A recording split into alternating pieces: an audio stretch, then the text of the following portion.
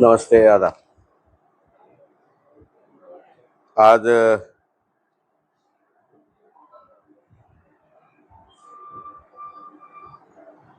अब्दुल रहीम भाई यांच्या नेतृत्वात, त्यांच्या पुढाकाराने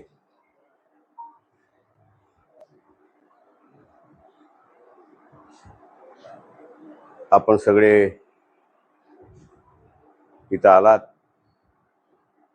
मला वाटते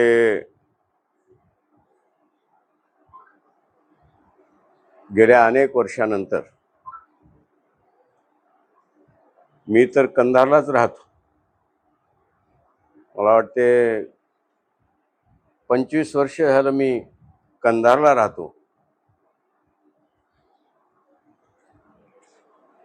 5 वर्ष मी इथला लोकप्रतिनिधी होतो. पण राजकीय दृष्ट्या आमच्यासोबत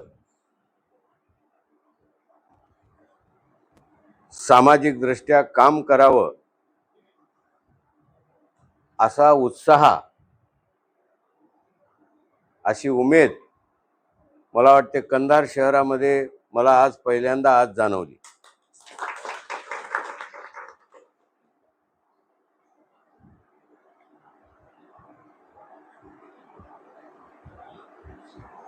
खरं तर आपलं गाव कंधार ही एक मोठी ऐतिहासिक नगरी आहे. पण दुर्दैवाने मागील 50-60 वर्षामध्ये राज्यात असेल, देशात असेल, शहराचा जो काही विकास झाला त्या तुलनेमध्ये कंधार मात्र विकासाच्या मागे पडलं. मी आता त्याचा पाडा गाणार नाही, कारण त्याला अनेक कारणं आहेत.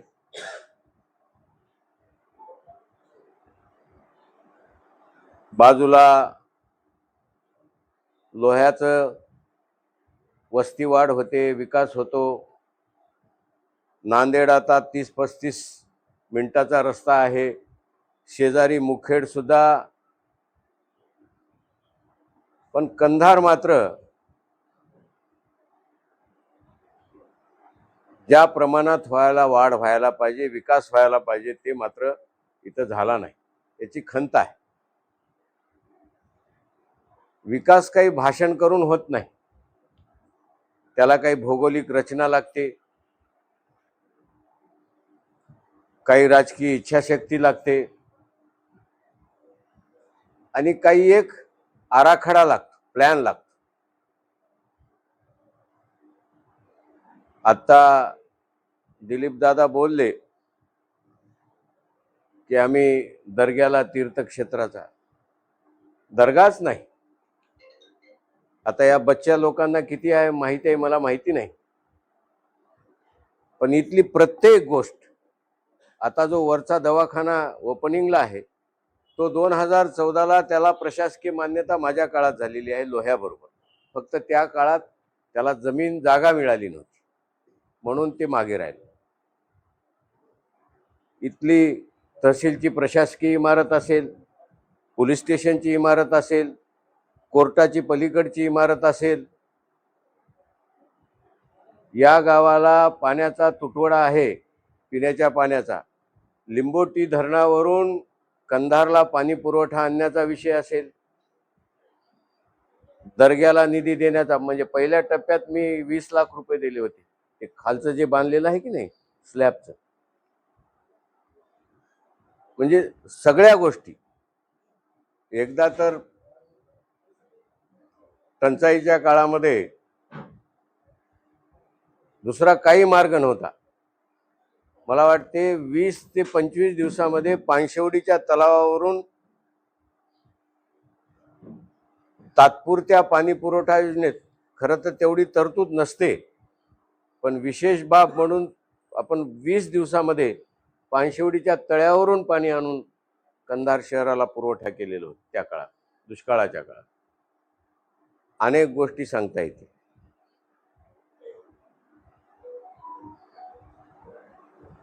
खरं तर आमचं ध्येय आणखीन मोठं आहे.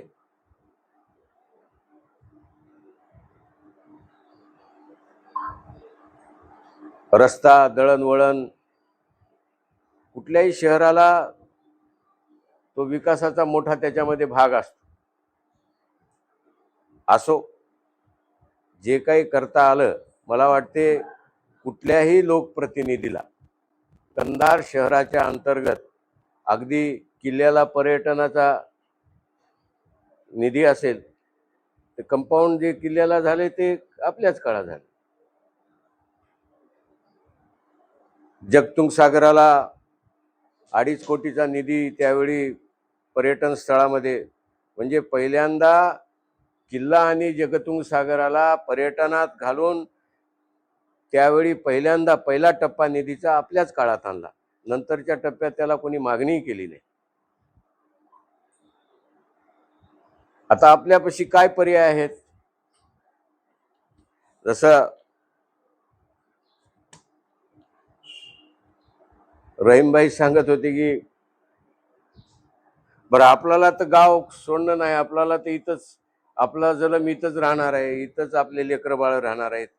आता काही श्रीमंताचे, काही बऱ्या लोकांचे, पुढाऱ्याचे लेकरं जातील, पुण्याला जातील, मुंबईला जातील, नांदेडला जातील. आपली तर दुसरी पिढी इथंच राहावं लागेल ना. आपल्याला तर धंदा पाणी व्यवसाय इथंच करावा लागेल.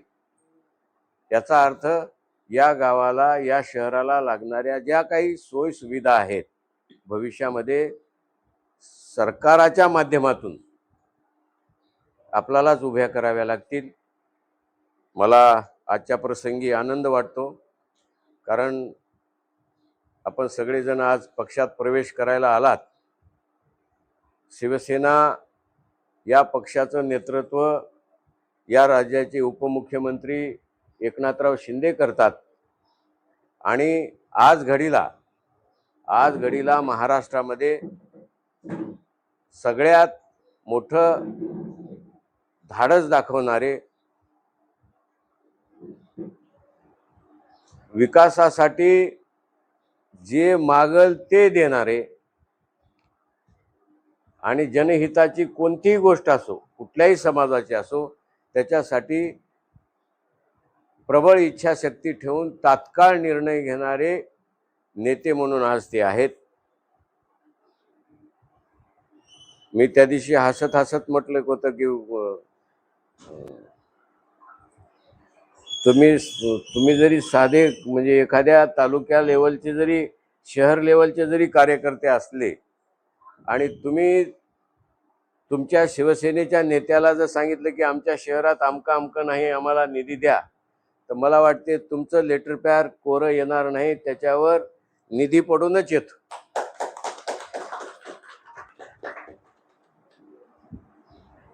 मग त्याच्यासाठी नगरसेवक आहे का, तुम्ही कोण आहात ते बघत नाहीत. कारण ते पक्षाच्या कार्यकर्त्यांची, त्यांच्या पक्षाच्या कार्यकर्त्याची मागणी आणि त्याची काळजी करणारे ते नेते आहेत. मला वाटते आता आमचे सहकारी म्हणत होते की अण्णा,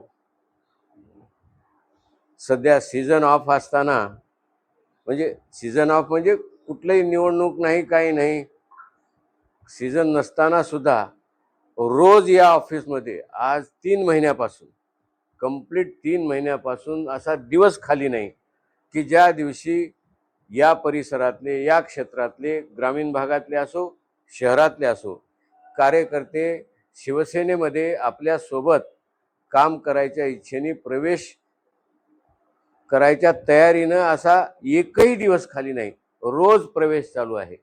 याचा अर्थ येणाऱ्या काळात या क्षेत्राला चांगले दिवस येणार आहेत. ही लक्षणं चांगली आहेत. मला वाटते तुमच्या पायगुणानं काहीतरी या गावाचं चांगला उद्धार होऊ द्या. या गावाला तुम्ही मनावर घेतलं तर काही कमी पडणार नाही. आपल्यापाशी काही सगळे जरी सोर्स संपले असले, या गावाच्या उत्थानासाठी किंवा विकासासाठी मर्यादा आहेत, मलाही माहिती आहे आता. पण एक एक बाब आणखी शिल्लक आहे, ते म्हणजे आपल्या गावचा ऐतिहासिक किल्ला आणि आपल्या गावाला असलेलं जगतुंग सागर.